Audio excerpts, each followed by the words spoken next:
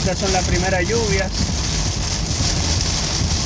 y vientos de la tormenta Milton ya en el área de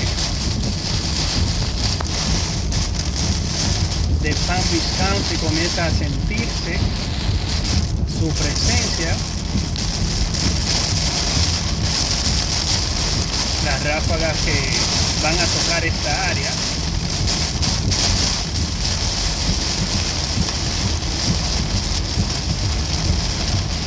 Para que tengan